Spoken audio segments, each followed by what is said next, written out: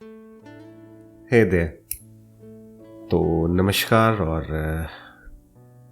आज हमारा जो होम्योपैथी पे बात होनी है वो एक ऐसी दवाई के बारे में बात करेंगे जिसका आजकल बहुत ज़्यादा चर्चा है। बहुत हर आदमी का आप देखोगे एक अलग अलग दवाइयाँ होम्योपैथी में बताई जाती हैं कि आप जैसे कभी कोविड का टाइम हम बात कर रहे हैं, तो इस कोविड के टाइम पे बहुत सारे लोग कभी आपको कोई दवाई बताएंगे कि इस दवाई को खाना शुरू कर दीजिए, ऐसे प्रोफाइलेटिक मेडिसिन आपको बता देंगे कि प्रिकॉशनरी आप इसको ले लीजिए और अगर आप इसको ले रहे होंगे तो आपको कोविड नहीं होगा। तो first of all let me tell you one thing, बहुत बहुत क्लियर मैं आपको बताना चाह रहा हूँ। इस चीज़ को आप सब लोग बड़े ध्यान से सुन लें और इस चीज़ को उसको फॉलो कीजिए, इस चीज़ को कि होम्योपैथी में आप किसी भी बीमारी का इलाज नहीं करते हैं।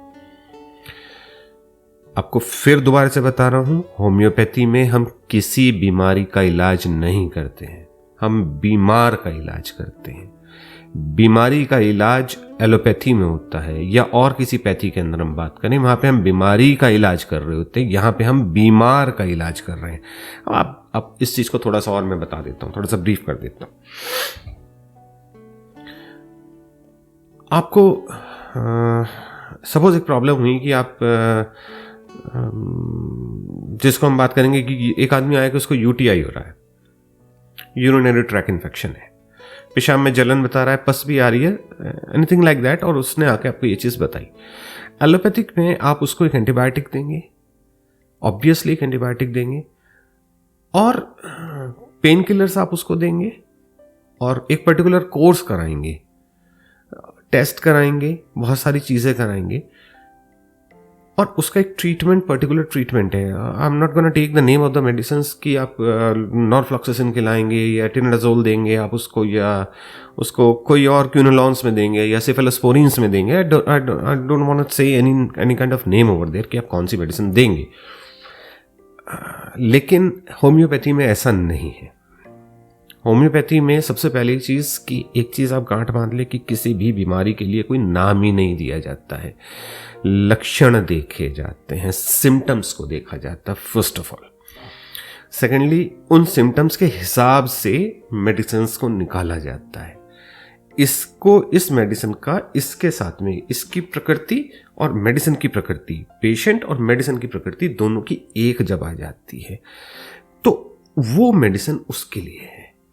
अब उस मेडिसिन से उसकी हर बीमारी का इलाज किया जा सकता है।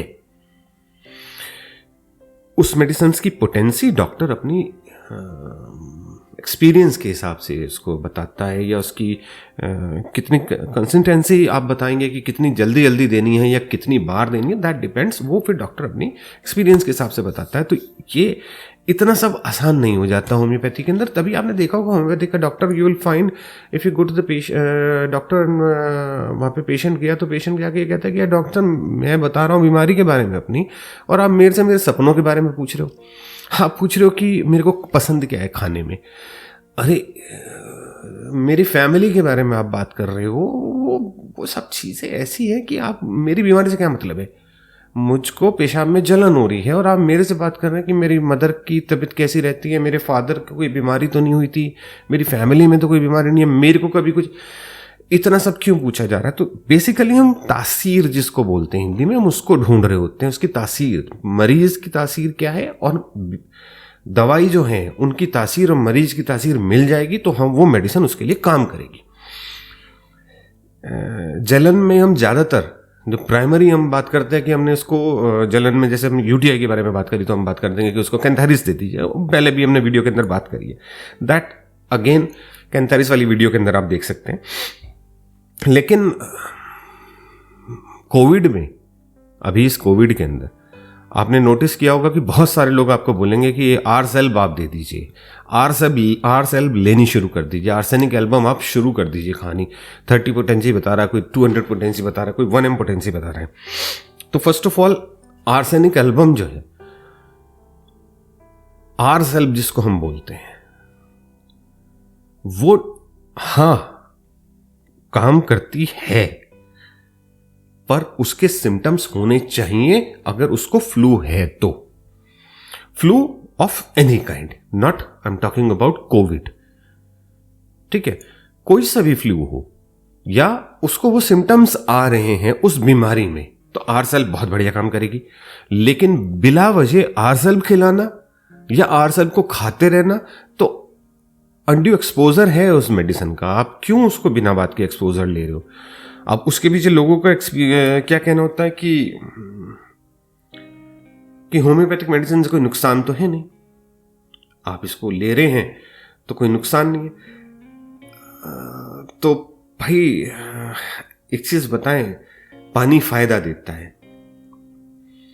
पानी से हमें फायदा होता है, लेकिन आप किसी भी चीज की अति करेंगे तो पानी भी नुकसान देता है। आपने उसको एक्सट्रीम लेवल पे, आप केवल पानी का, उसको इतना आपने पानी पिला दिया सामने वालों को कि वो उसको नुकसान देना शुरू कर देगा। तो जरूरी नहीं है कि कोई चीज जिससे आपका फायदा नुकसान नहीं हो रहा तो वो उसे किसी भी लेवल पे आप जाके खाने लगो, आप उसका अब्यूज करने लगो। तो मैं मानता हूं कि ड्रग अब्यूज हो जाएगा इसके अंदर, कि अगर आप आरसेल्ब बिना बात के खा रहे हैं या रिकमेंड कर रहे हैं किसी को खाने के लिए, तो पहली चीज आर्सेनिकल एल्बम आप कोविड के लिए प्रोफाइलेटिकली ट्रीटमेंट में नहीं खाएंगे। मैं स्पष्ट बना कर रहा हूं, ठीक है। कोई भी कुछ कहता हो, मेरे बारे में कोई कुछ भी निकाल के आए, मैं आपको सिम्टम्स बता रहा हूं। आरसेल्ब है क्या, समझिए उसको।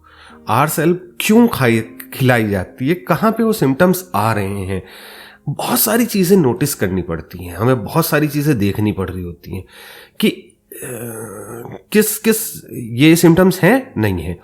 जैसे सबसे पहले हम बात करें कि मोडालिटीज, हम प्रकृति के बारे में बात करें कि किन चीज़ों से पेशेंट आया, वो आपको बताएगा मेरे को सर्दी से परेशानी बढ़ जाती है या गर्मी से बढ़ जाती है। आप बहुत सारी ऐसी चीज़ें पूछते हैं। तो पहली चीज़ कि उसके जो लक्षण हैं, जो उसको सिम्टम्स हैं, उनमें कमी या वो बेटर कब फील करता है। तो आपको महसूस होगा कि वो कहेगा कि जब गर्मी आपको मिलेगी तो उसके रोग घटेगा। आरसेल्ब के बता रहा हूं मैं आपको सिम्टम्स ये। वो कहेगा कि गर्मी से रोग घटता है, उसकी प्रॉब्लम्स उसको बेटर फील करता है वो गर्मी में। गर्म पेय पिएगा, हॉट ड्रिंक्स वो करेगा, खाना गर्म खाना पसंद करेगा, तेज गर्म खाना खाना पसंद करेगा। अगर उसको एज़मा है, दमे की प्रॉब्लम है, सांस में प्रॉब्लम है, तो वो सीधा बैठे रहने से उसको कमी मिलेगी। मतलब ऐसे बैठेगा सीधा तो उसको कमी मिलेगी, कहेगा हाँ मुझे सांस आ रहा है। सीधा बैठने पे वो लेटेगा, उसको प्रॉब्लम बढ़ेगी। अब वो कहेगा बढ़ने के ऊपर बात है, तो वो बढ़ेगी कब, तो ठंड से उसको प्रॉब्लम बढ़ेगी, ठंड के अंदर उसको प्रॉब्लम बढ़ जाएगी।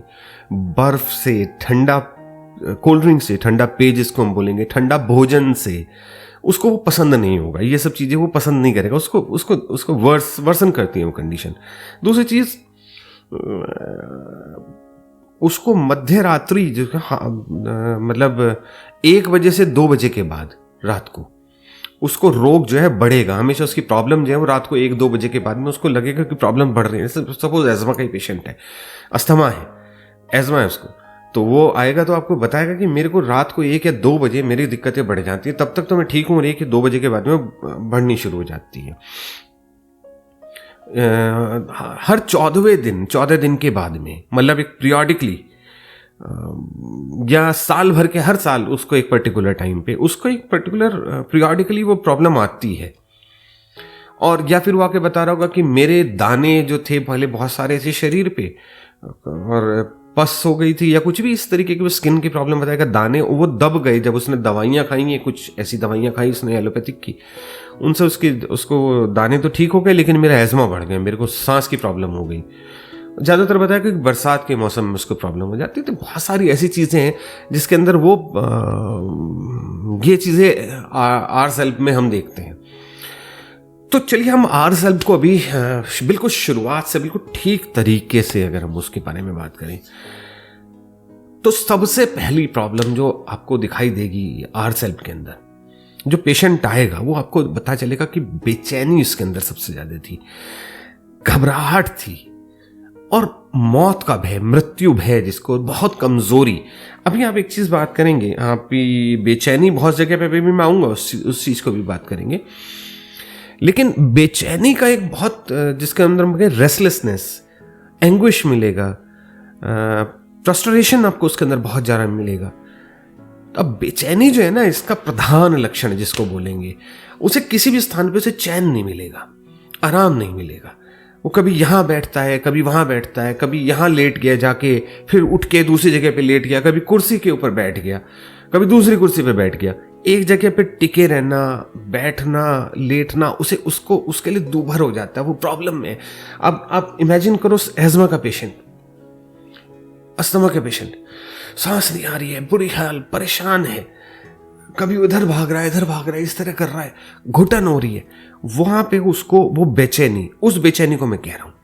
जरूरी नहीं है कि हर एज्मा के पेशेंट के अंदर आपको सबसे पहले आर्सल देनी है, जरूरी नहीं है। फिर वही वाली बात, हम किसी भी बीमारी को, किसी दवाई को उसके साथ में नहीं जोड़ सकते कि हम जैसे एलोपैथी में जोड़ लेते कि बुखार हो रहा है तो आप एसिटोमिनोफेन, पैरासिटामोल आपने दे दिया, निमेसोलाइड आपने दे दी, तो that is not the case in homeopathy first of all.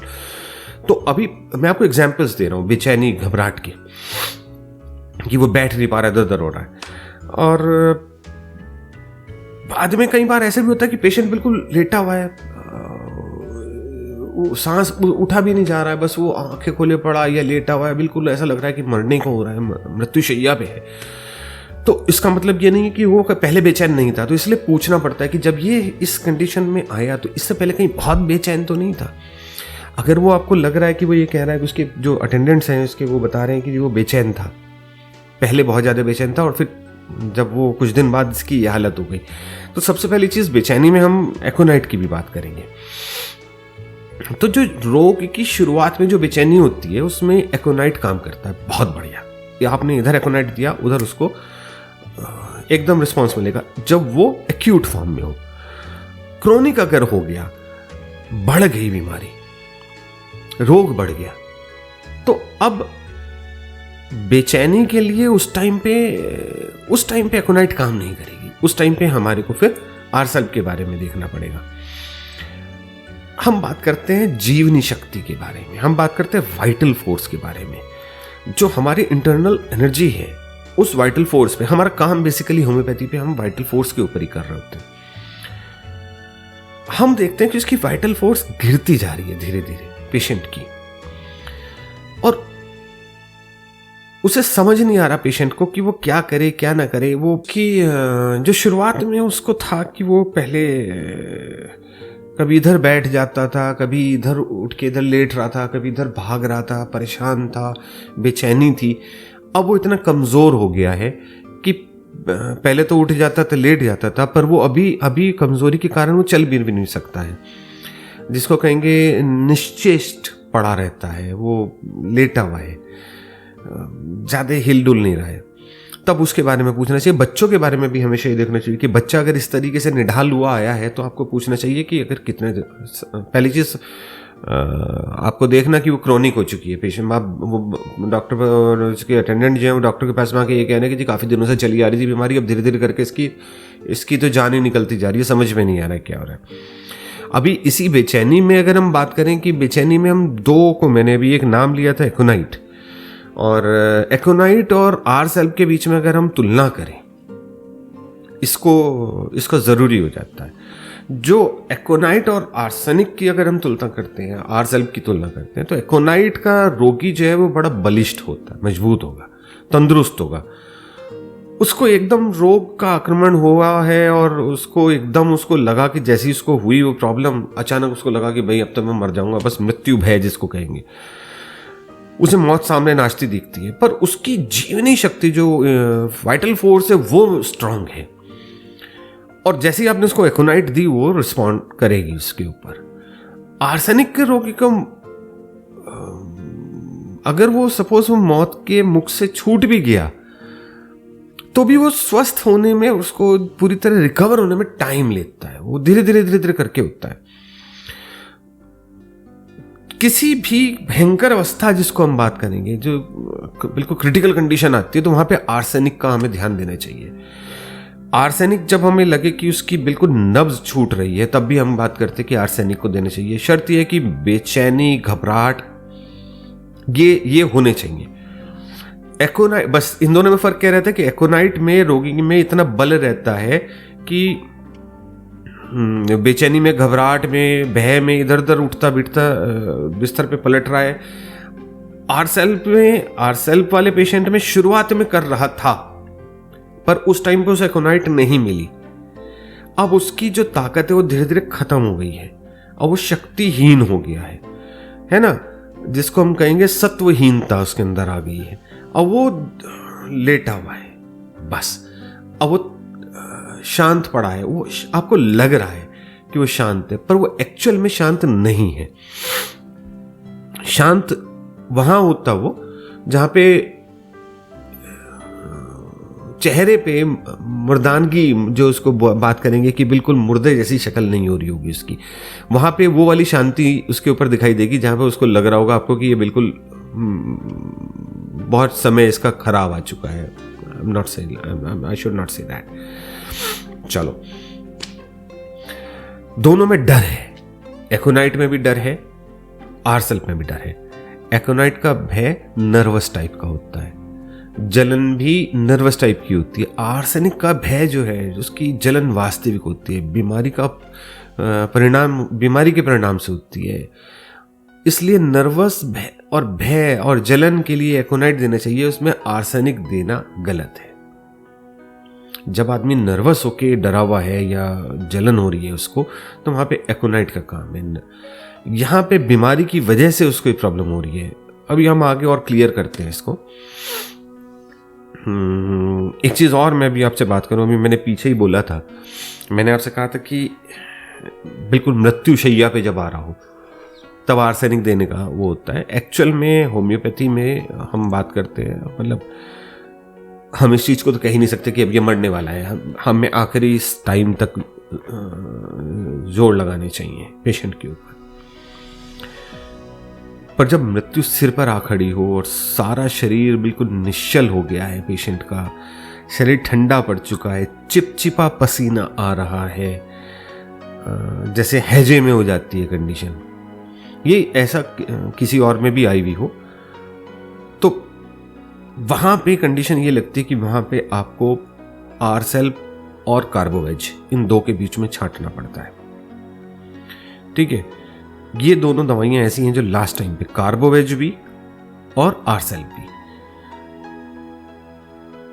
दोनों में से जो एग्जैक्ट आपको, अगर आपको लगता है कि आरसेल्प आपने दी है, तो वो उस मौत के मुंह से खींच लाएगी उस पेशेंट को, अगर वो इस कंडीशन पे है।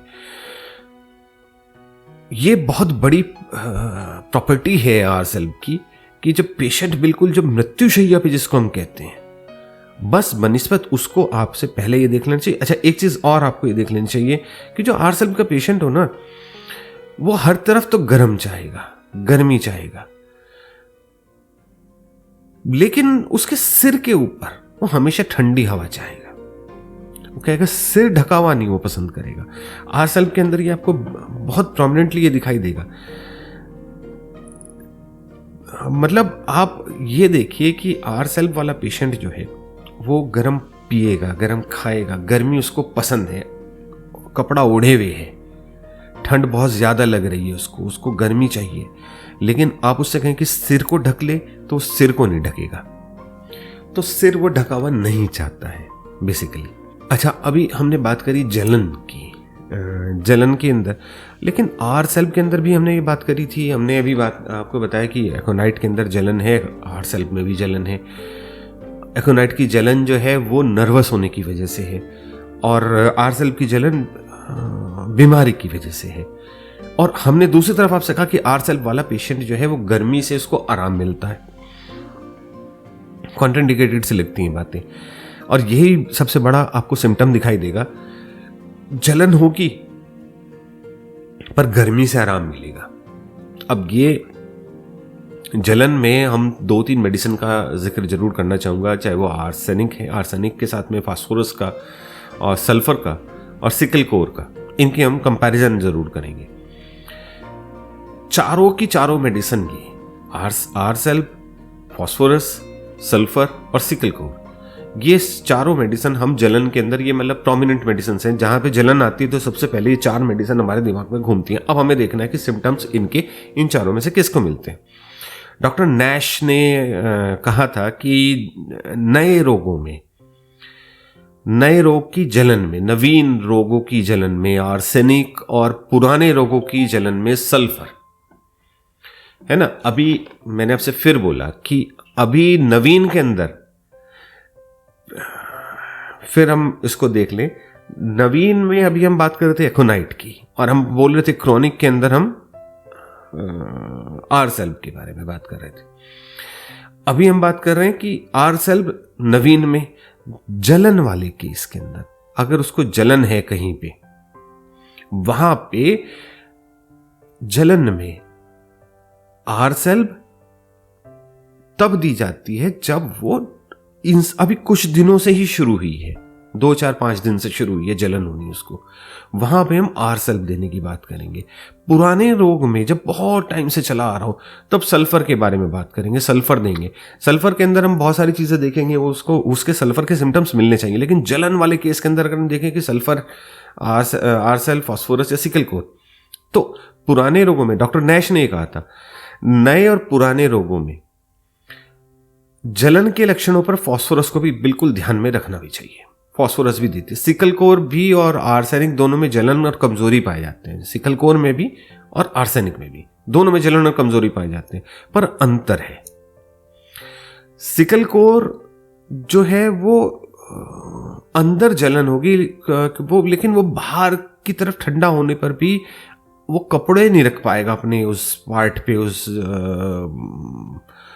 मतलब जैसे मेरे को सपोज अगर हाथ पे जलन हो रही है, अंदर इस वाले हाथ पे मुझे जलन है, अंदर से जल रहा है, ठीक है। सिकल कोर वाला कहेगा कि मेरे को यहाँ पे बाहर बिल्कुल अंदर जलन है लेकिन बाहर से ठंडा है, बिल्कुल वो आपके इसको टच करोगे इसकी बॉडी को तो वहां से वो ठंडा मिलेगा। पर उसके ऊपर अगर आप कपड़ा रखने की कोशिश करोगे सिकल कोर वाले को, वो मना कर देगा, मेरे ऊपर यहाँ पे कपड़ा नहीं, खुला जाएगा वो, उस चीज को ठंडा होने के बावजूद वो खुला जाएगा। आरसेल्ब का रोगी जो होगा वो अंदर भी जलन होने पे, और अंदर जल रहा है, उसकी आग लग रही है बिल्कुल अंदर, वो कह रहा है मेरे बहुत जलन हो रही है, लेकिन वो बाहर भी गर्म कपड़ा ओढ़ के रखेगा। अब ये प्रोमिनेंट सिम्टम है आरसेल्ब का, पिक्यूलर सिम्टम, कि जलन होने पर भी उसे गर्मी से आराम मिल रहा है। ये चीज आपको देखनी है। वो कह रहा है फेफड़ों में यहाँ पे अंदर जलन हो रही है मेरे को, छाती में, let's take an example of asthma, जलन हो रही है पूरी, लेकिन वो कहेगा उसे यहाँ पे सिकाई कर दो, मेरे को अंदर जलन है लेकिन उसको सिकाई से आराम मिल रहा है।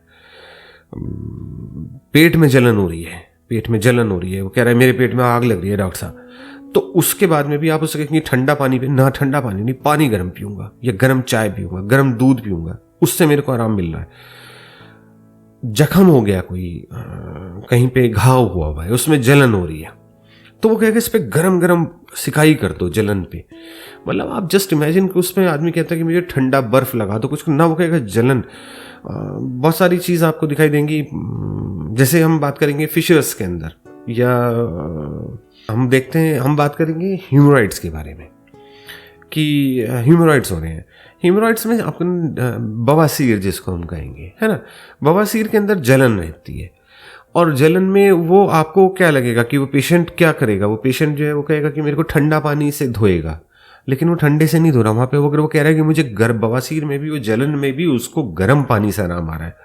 तो आप सोचिए कि वो वहां पे आरसेल्ब का रोल आ रहा है। लेकिन इसका उल्टा एक जगह पे आ रहा है।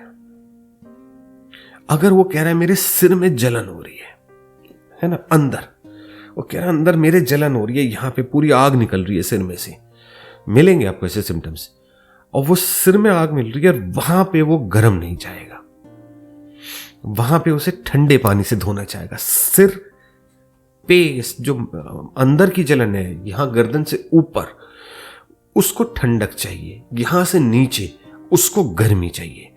ये एक सिम्टम ऐसा आ रहा है तो उस आर्सेनिक का कंप्लीट, मतलब परफेक्ट पेशेंट है वो, आप उसको आर्सेनिक सबसे पहले दीजिए। आरसेल्ब का रोगी जो है वो सारा शरीर कंबल से लपेटे पड़ा होगा, परंतु उसका सिर जो होगा वो खुला होगा और ठंडी हवा कह रहा होगा उस पर कि इस पर ठंडी ठंडी हवा लगती है।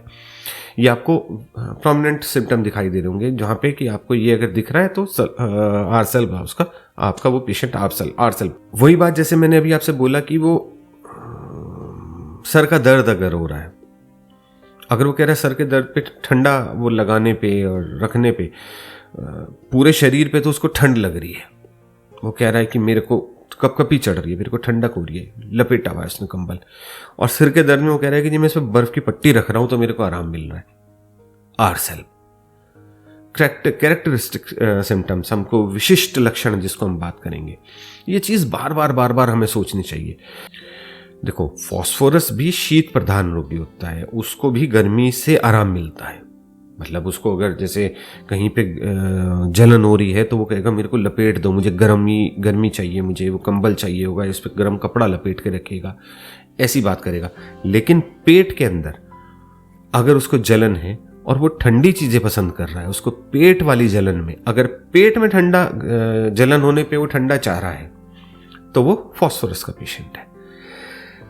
तो हम इतनी बारीकियों से हमें देखना होता है कि यहाँ पे कौन से कैरेक्टरिस्टिक सिम्टम्स आ रहे हैं पेशेंट के, तो उसमें हम आरसेल्फ को कैसे कह सकते हैं कि कोविड के अंदर ये सीधा दिया जाए। चलिए अभी हम और बात करते हैं।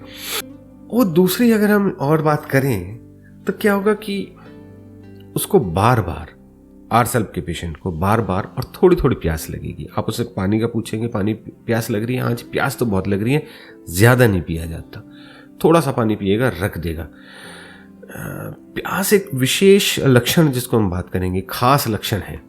पर इसमें प्यास के अंदर एक जो ये विशेषता है ना कि रोगी बार बार पिएगा पानी, परंतु हर बार थोड़ा ही पानी पिएगा, ज्यादा नहीं पिया जाता। आगे जाके इसमें चेंजेस भी आते हैं। शुरुआत में जब वो बेचैनी थी तब वो ऐसा कर रहा था, बाद में रोगी शिथिल होकर पड़ गया, एक स्थान को दूसरे स्थान पे जाने की ताकत नहीं भरी, और उसकी धीरे धीरे हमने देखा कि उसकी वो प्यास भी अब खत्म हो गई। थोड़ा थोड़ा पानी बार बार पीना, ये इसका प्रोमिनेंट हम बात करेंगे कि आरसेल्फ का एक लक्षण है।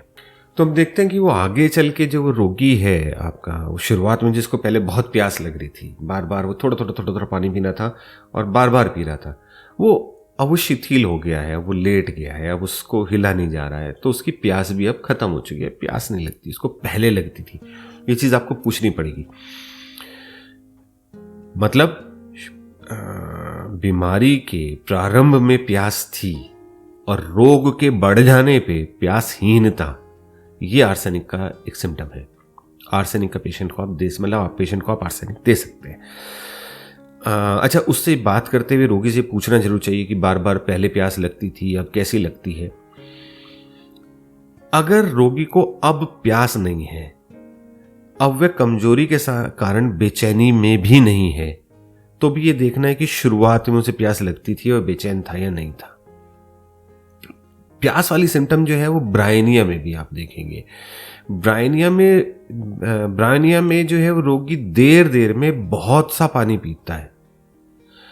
ब्रायनिया के अंदर जो प्यास आप देखेंगे तो ब्रायनिया की प्यास होगी कि वो थोड़ी देर में पिएगा, जल्दी नहीं पी रहा है, लेकिन भर भर के पिएगा, खूब पानी पीता है ब्रायनिया का पेशेंट।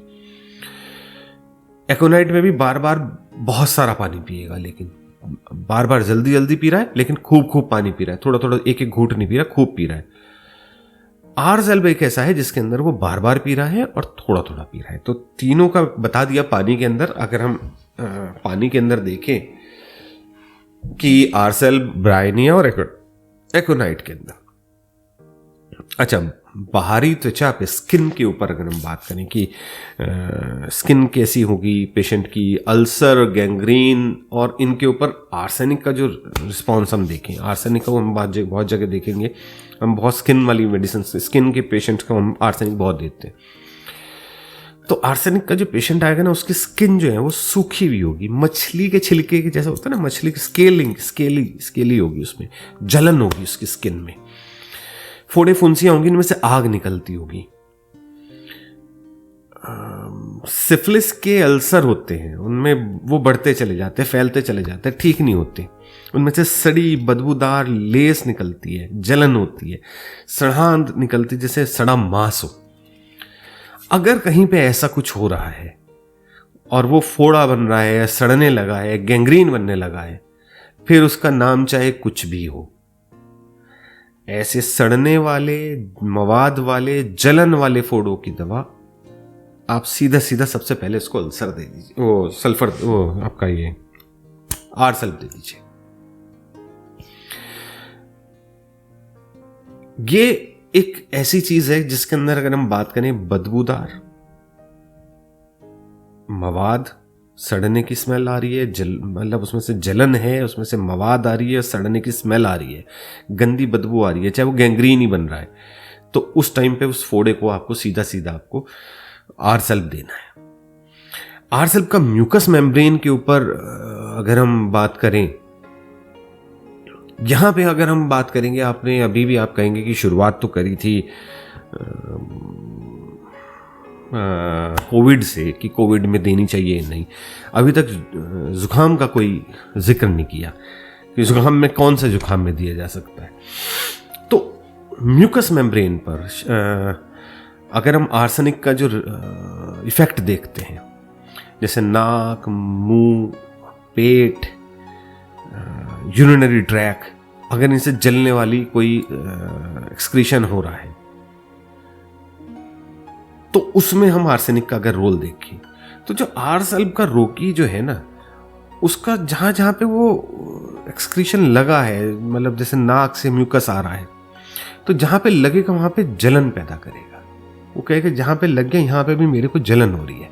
जैसे जुकाम में जलन के बारे में बात करें, जुकाम में पानी बह रहा है और जहां जहां होठों पर लगे वहां पे जलन पैदा कर रहा है, नाक में भी अंदर जलन हो रही है, नाक छिल रहा है और उसको गर्म पानी से सिकाई करने पे आराम मिल रहा है, वहां उस जुकाम में, उस फ्लू में आपको आर सल्फ देनी है, वहां काम करेगी।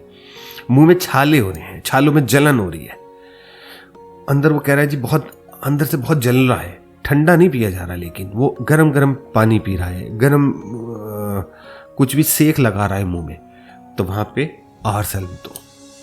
टॉन्सिलाइटिस होगी, गले में टॉन्सिल्स हो गए, जलन हो रही है गले के अंदर, वो कह रहा है गले में जलन है और आपको लग रहा है कि फीवर भी आ रहा है या उसको ऐसा लग रहा है, लेकिन उसको जलन में भी वो उसको गर्म सिकाई करवा रहे हैं यहाँ पे, उससे आराम मिल रहा है, आर सल्फ दो। पेट में जलन हो रही है, गैस्ट्राइटिस हो रही है, बहुत ही प्रॉब्लम हो रही है, एक चम्मच भी ठंडा पानी पिला दो उसको, उल्टी आने को हो जा रही है, उल्टी भी कर रहा है, गर्म पानी से इसको आराम मिल रहा है, आर सल्फ दो।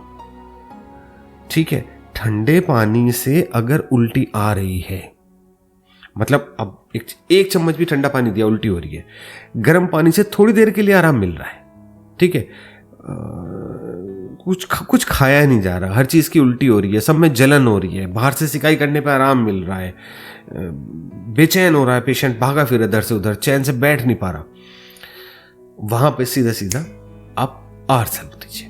अब पेशाब के अंदर हम बात करें, यूरिनरी ट्रैक के अंदर हमने बात करी कि पहले हमने कैंथेरिस में भी बात करी थी, कैंथेरिस में भी हमने ये बात करी कि पेशाब में अगर जलन हो तो आंख मीच के आप कैंथेरिस दे दीजिए। बेचैनी, कैंथेरिस में इतनी बुरी हालत नहीं होती है बेचैनी वाली, वो कैंथेरिस का पेशेंट आएगा, वो कहेगा कि मेरे को पेशाब आ रहा है तो जलन हो रही है, आपने कैंथेरिस दी, आराम आ गया। यहां पे अगर हम बात करें कि बार बार दर्द हो रहा है, बार बार पेशाब के लिए जाना पड़ रहा है, पेशाब में ब्लड तक आ रहा है, थक्के आ रहे हैं ब्लड के,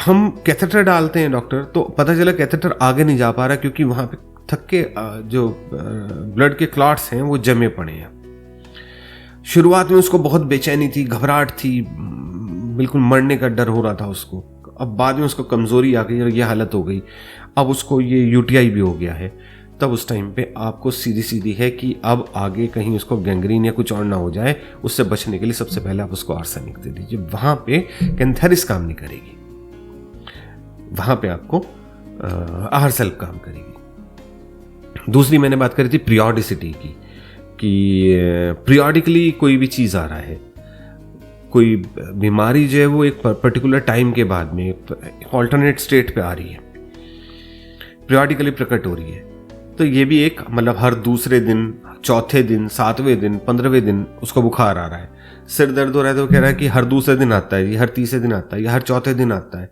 तो जितना क्रॉनिक होगा, जितना लंबा होगा, तो उसके अंदर हम बात करेंगे कि उसके अंदर आर सल्फ हमारे को है। हम बात करते हैं मलेरिया में, हमने चाइना को हम देते हैं। मलेरिया के अंदर हमारे पास में रहता है कि क्योंकि वहाँ पे भी पीरियोडिसिटी आती है मलेरिया के अंदर, तो वहाँ पे भी हमने देखा कि मलेरिया में भी अगर चाइना की जगह हमने आर सल्फ दिया है तो वो वहाँ पे उसको इफेक्ट मिलता है पीरियोडिसिटी के अंदर, पीरियोडिक हेडेक के अंदर भी। मतलब सिर का दर्द भी ऐसा होगा कि सिर में दर्द हुआ, ठंडा पानी डालने पे आराम मिल रहा है, खुली हवा में घूमना चाह रहा है, रात को 1 या 2 बजे के बाद वो उसको दर्द शुरू होता है, कभी दोपहर 1 से 3 बजे के बीच में दर्द शुरू होकर पूरी रात रहता है, पीरियोडिकली आ रहा है, तो आपको आर सेल्फ देने के अंदर कहा जाएगा कि आर सेल्फ देना चाहिए। अगर रात्रिकालीन या दोपहर के बाद में बीमारी बढ़ रही है, जैसे अगर हम एज़मा के बारे में बात करें, अस्थमा के बारे में बात करें, कि आधी रात के बाद में या दोपहर 1 या 2 बजे के बीच का रोग को बढ़ जाना, ये इसका प्रोमिनेंट सिम्टम दिखता है कि ये इसके अंदर यहाँ पे आर सेल्फ दिया जा सकता है, देना चाहिए, हमें सोचना चाहिए इस बारे में। ये इसका एक आर सेल्फ के पेशेंट का एक और बहुत बहुत बढ़िया आपको फीचर मैं बताऊंगा। वो पेशेंट जो है ना, वो बहुत ही सफाई पसंद होगा। ये चीज़ आप नोटिस कीजिएगा उसके पेशेंट से, आपके जो पेशेंट है उसके उनके अटेंडेंट से, अगर वो खुद नहीं बता पा रहा है तो, लेकिन अगर वो खुद बता पा रहा है तो उससे आप देखिए कि बहुत सफाई पसंद पेशेंट मिलेगा। गंदगी, अनियमितता उसे बर्दाश्त नहीं है। अगर दीवार पे तस्वीर टेढ़ी लगी हुई है ना, तो जब तक उसको सीधा नहीं कर लेगा तब तक वो परेशान रहेगा। मतलब सफाई हर एक आदमी पसंद करता है। कहीं भी वो कुछ भी आदमी कोई भी उल्टा सीधा चीज देखता है तो उसको दिक्कत होती है, लेकिन इस सीमा का जो क्रॉस कर जाते हैं ना, जब इसको आप कहेंगे कि यार साइको हो गया, सफाई के लिए साइको वाला लेवल आ गया, तब आपको आर सेल्फ के बारे में बात सोचनी। अगर हम बात करें, डॉक्टर हेरिंग ने ऐसे पेशेंट्स को जो ऐसे वो हैं तो गोल्ड हेडेड केन पेशेंट्स बोले हैं। सोने की मूठ जो होती है, जो बैंत होती है, उस पे जो हैंडल होता है, जो मूठ होती है, उसको सोने की मूठ लिए हुए बैंत वाला पेशेंट, बहुत ज़्यादा रॉयल वाला पेशेंट जिसको बात करेंगे, बहुत सफाई पसंद, ये गलत हो रहा है, ये सही नहीं है, वो इस तरीके का पेशेंट, और वो खुद इनिशिएट कर देगा, वो खुद उठ के उस तस्वीर को सीधा कर देगा अगर कोई और नहीं कर रहा है तो। चलिए मैं आपको एक आर सेल्फ का जो पेशेंट है उसका एक स्केच आपको बना के दिखाता हूँ।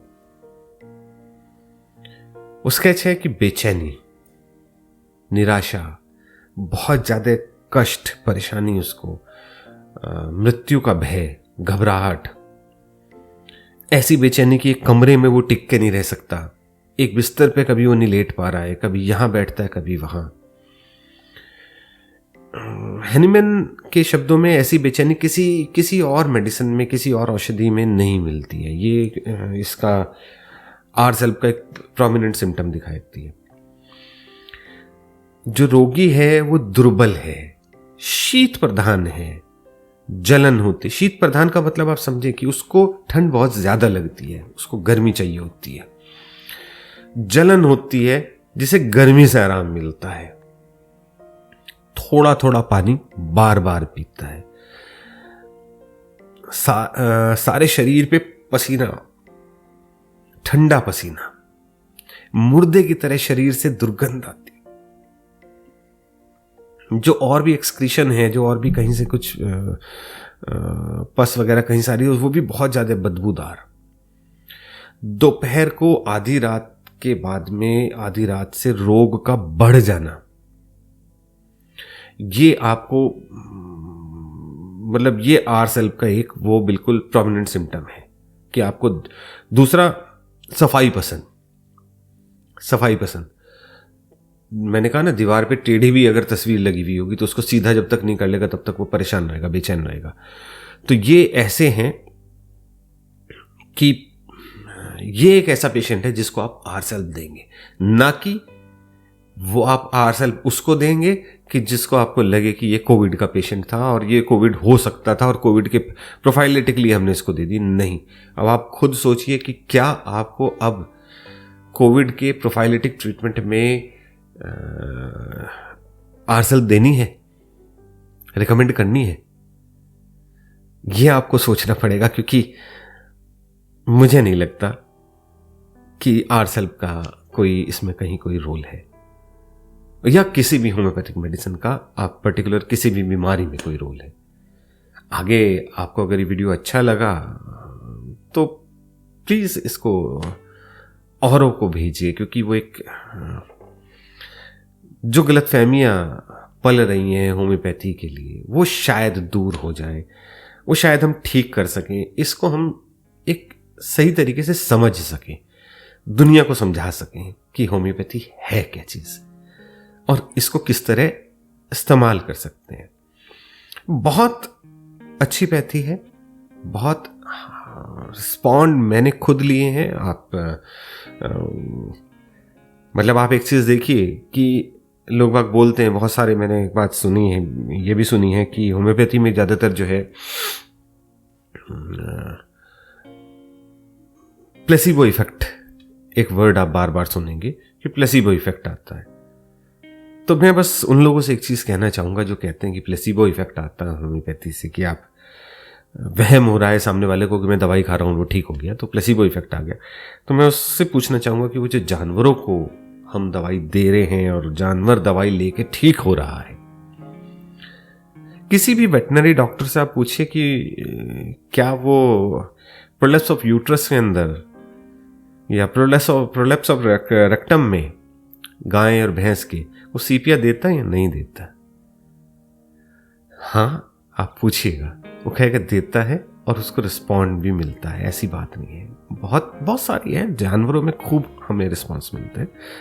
मैं कभी आपको हुआ तो मैं कोई वीडियो बनाऊंगा जिसके अंदर सारे हमारी बुक्स के अंदर मेंशन है और हमने पढ़ी है और पढ़ाई है, देखिएगा। तो चलिए, आप मेरी आपसे यही गुजारिश है, अगर आप सपोर्ट करते हैं तो मतलब अच्छा लगेगा। Thank you.